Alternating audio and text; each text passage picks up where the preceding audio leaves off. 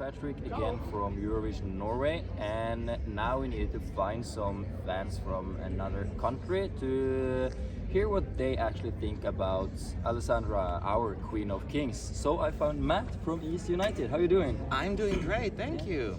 So Matt, tell us a little bit quickly about yourself and ESCunited. Who are you guys? Yeah, so ESCunited has been around for over a decade now. I'm the editor-in-chief. I'm from the United States, actually. So my initial goal was to bring the contest closer to the US, where, it wasn't known at all. It has changed over the years, and then it just kind of snowballed from there. So I've been doing Eurovision press for 10 years now, and I love it. But how did a United States citizen end up being interested in Eurovision? Well, actually, I was born in Europe. I was born and basically raised in Germany, but I spent the majority of my life, certainly my adult life, in America. So I still have that connection, So I grew up knowing Eurovision to a certain extent. And you sort of have succeeded, like maybe not just you, but like you. I'm pretty sure you have influenced the people. Like now we had an American Song Contest as well in United States. I need to ask you, what do you think about the American Song Contest? Actually, I have lots of opinions on that one. How much time do we have? But I actually liked the idea of doing it. There were lots and lots of good songs in my view. The execution was terrible. They just completely tried to redo Eurovision. Like they announced the qualifiers the next week when people forgot about them. There were commercial after each song. It was just a big mess. The producers, whoever was in charge, they tried to Americanize it so much, and therefore it flopped. I know it was canceled for now, that they bring it back but redo it, because I think that was potential there. Just the execution was. I understand, but we need to talk about this year's Eurovision. Yes. And I've heard that you are a fan of our Queen of Kings, Alessandra. Is it true? Or? How can you not be? I mean, from the first time, listen, like MGP, I think she was the first song and the first semi, right?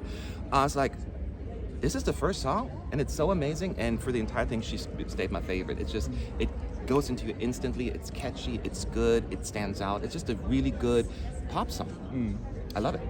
And she hasn't maybe been on her best vocal here in Liverpool. How are your opinion on that? I don't think she was as bad as people make it out to be. Especially during the dress rehearsal, she held back a little, especially when she hit that note. But that's what I'm saying, that's what rehearsals are there for. Don't kill your voice. I've been doing it for years now, and I've seen other artists, no names, who really went 100% in those rehearsals, and then the show comes around, their voice was gone. So she is smart about holding it back on that. I don't think in the live shows it was that bad. And a song like that doesn't always have to be like as perfect as people make it out to be. So I think she was perfectly fine. Do you think Norway has a chance of winning, and why do you think so? So I think she has an outside chance, because everyone talks about Sweden and Finland, and then everyone forgets about Norway. But I can see a universe where Finland wins the televote, Sweden wins the jury vote, and then they cancel each other out, and then Norway comes in and does a Duncan Lawrence, where she comes in like second and third with both groups, and the other cancels each other out, and she sneaks through.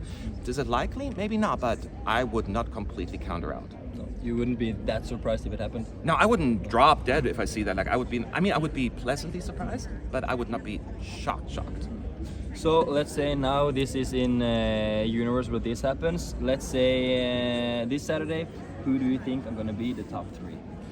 That's a wild guess. Man, at this point, as boring as it sounds, the betting odds have changed a little. I still think Sweden and Finland are still in the top two, and the top three will be battled out. Norway is a candidate, and I could see some random ones squeeze in there as well that we do not see. But as of right now, Ukraine could be another actually in there as well. So as of right now, I think Finland, Sweden, and then there will be battle between Norway, Ukraine, and maybe even Spain or France.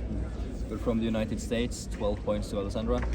Absolutely, I'm all for it. I love her, and I wish her the best of luck. She's great. Amazing. Thank you, Matt. You're welcome.